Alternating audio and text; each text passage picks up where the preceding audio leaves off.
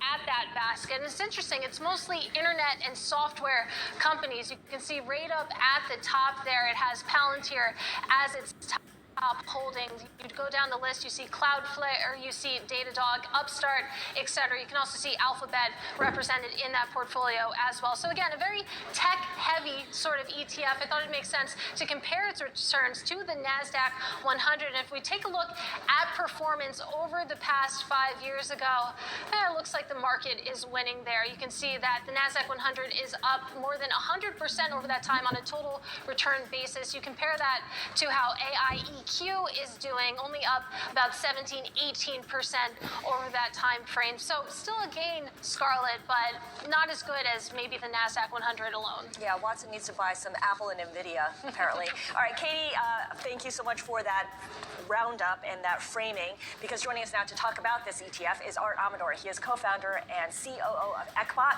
an AI-driven portfolio management and market intelligence platform.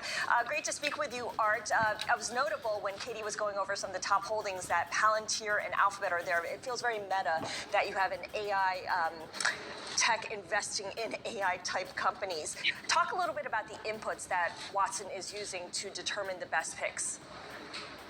Yeah, so AIQ takes a comprehensive approach. So we leverage a lot of unstructured data. So we're analyzing millions of news articles, social media posts every single day, and we extract the sentiment and also the intent. Intent meaning, what does it mean?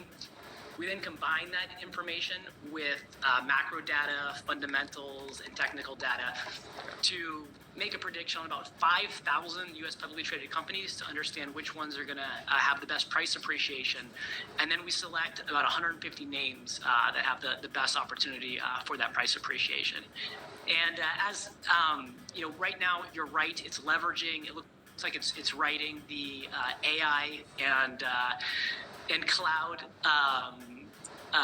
theme at the moment. However, it does change over time. Katie wrote a great article back in January, and it was heavy consumer discretionary.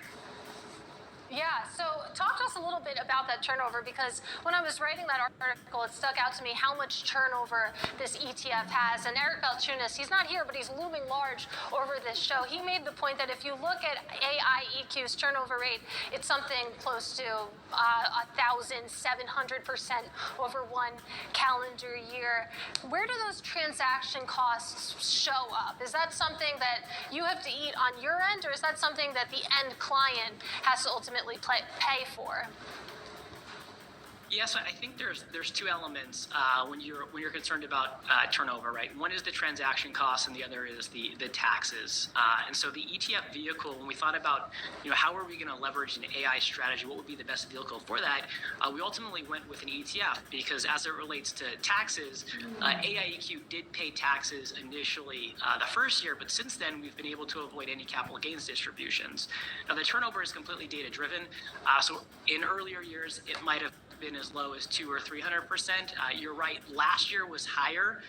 2022 was a market anomaly, and so the system was trying to identify trends during that time, and there was a lot that was going on last year, and not in a good way. So there was more turnover than has historically been.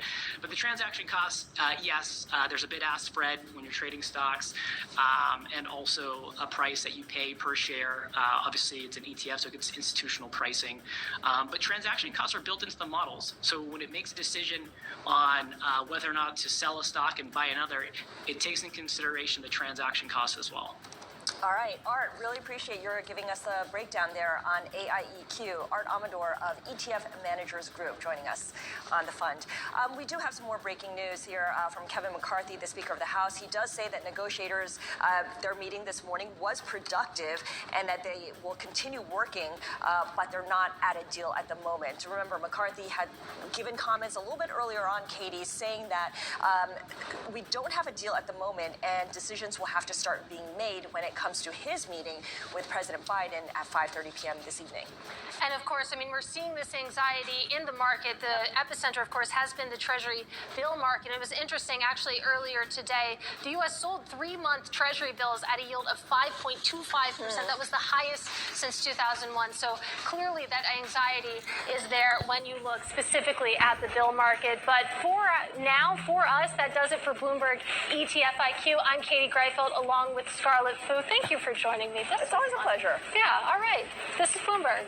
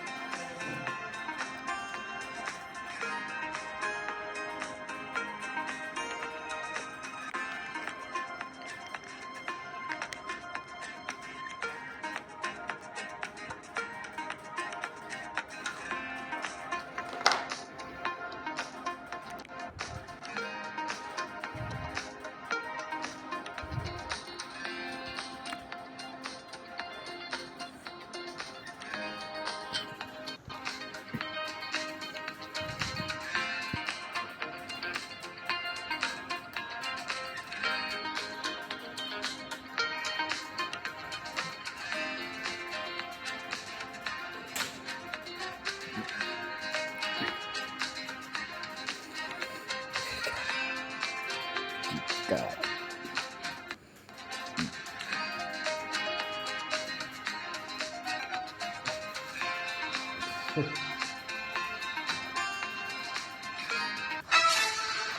Welcome to the BNN Bloomberg and Bloomberg audiences. I'm John Hyland with the First Word News. U.S. Senator Tim Scott formally entered the 2024 presidential race today. The South Carolina Republican is hoping to offer an alternative to Donald Trump's politics. Scott, the Senate's only black Republican, will be counting in part on ties that he's cultivated to Wall Street through seats on the Senate's banking and finance committees. Ukraine reported damage to dozens of buildings and vehicles in the city of Dnipro after another barrage of Russian missiles overnight. Ukrainian forces say they managed to shoot down 4 of the 16 missiles launched, as well as 20 drones. President Volodymyr Zelensky is suggesting Russian forces are losing control of the eastern city of Bakhmut after months of fighting. UK Prime Minister Rishi Sunak is facing yet another cabinet scandal and Conservative Party finger-pointing over soaring migration numbers. Sunak will consult his ethics advisor on whether Home Secretary Suella Braverman violated the ministerial code over her handling of a speeding ticket last year. Braverman reportedly asked civil servants to help arrange a private driving awareness course to prevent her speeding violation from becoming public knowledge. China has questioned the sincerity of the Biden administration as it pushes to resume high-level diplomatic talks in Beijing. Chinese Foreign Ministry spokesman says, quote, the U.S. side asks for communication on the one side, yet on the other suppresses and contains China by every means possible. President Biden says he expects ties with China to improve very shortly, dismissing an alleged spy balloon that caused diplomatic spat earlier this year as, quote, silly. Global news, 24 hours a day on air and on Bloomberg Originals. Powered by more than 2,700 journalists and analysts in more than 120 countries. I'm John Hyland, and this is Bloomberg.